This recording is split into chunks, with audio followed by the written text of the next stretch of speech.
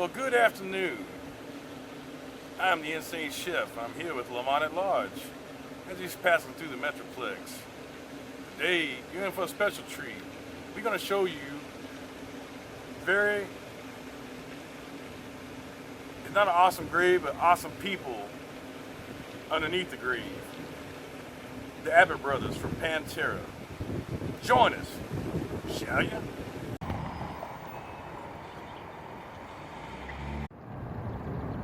Today's video is going to be covering one of my favorite bands of all time. And this here was their clubhouse, called the Clubhouse. It is now closed since the last founding member has passed away recently in 2018. This was the home of Vinnie, Paul, and Dimebag's home away from home. The Clubhouse in Dallas. So the thing here about the Clubhouse was really cool is it was a bring your own beer, all new type place. It was $20 to get in. I believe they open at 4 o'clock. Between 4 and 6 you get in for $10. The only thing you had to pay for after that was if you wanted some ladies to come keep you company. And if you want to ice your beer down, you might want to pay the $8 to get the box of ice. Other than that, it was a free-for-all.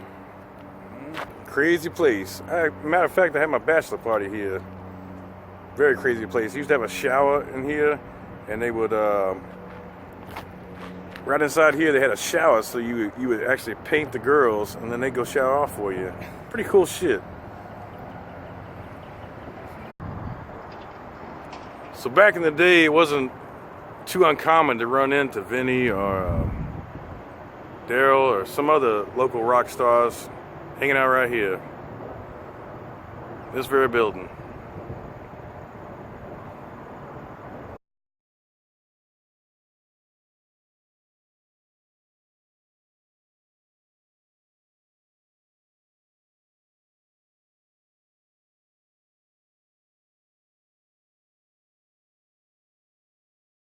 As you can see from the previous clips, Pantera was a band that liked to party. As we approach the grave up here, you're going to see the party continues on. Everyone that visits Pantera's grave brings them a beer or a shot. The Abbott brothers like to do some partying and drinking.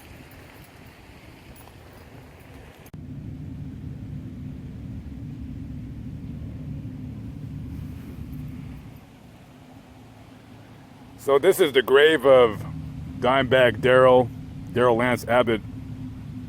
He was shot and killed on December 8th of 2004. He's next to his brother Vinnie Paul. I noticed, of course, as you are looking at it right now, Vinnie Paul does not have a headstone. I don't know if that he requested that he not have one, or if he's going to get a similar fancy headstone such as this if it takes time to complete. The guy that killed him during the fight with the police was shot and killed himself.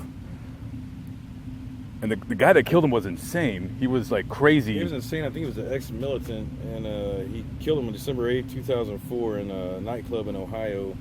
It was in Columbus, Ohio. A good friend of mine, if you've seen from my videos, it's been on the last few videos, Dirty from Dirty White Boy Productions.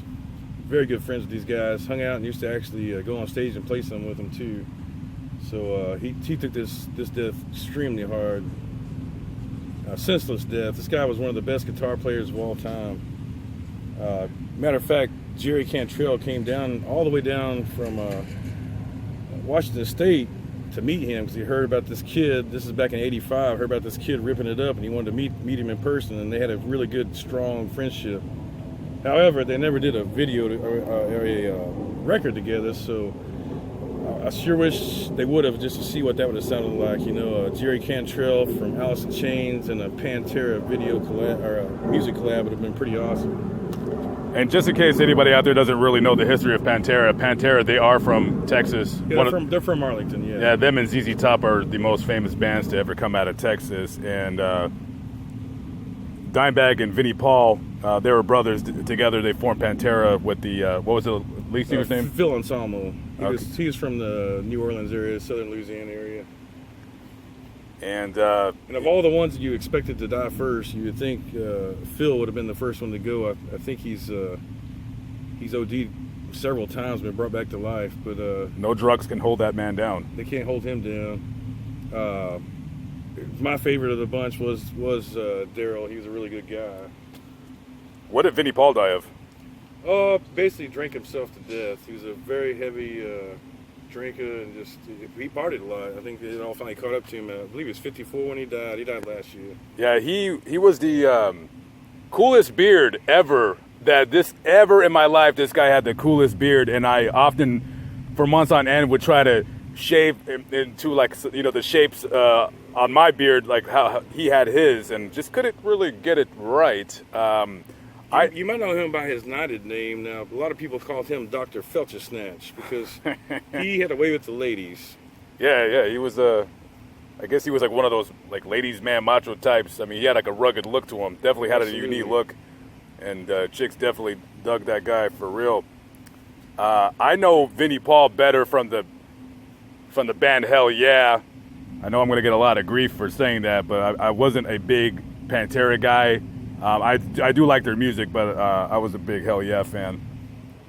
So yeah, this is Dimebag's grave with his brother Vinnie Paul. Hopefully they'll get a stone on his part pretty soon. One of the interesting facts I didn't know, I just read a while back, was that he was their dad was actually a country music producer.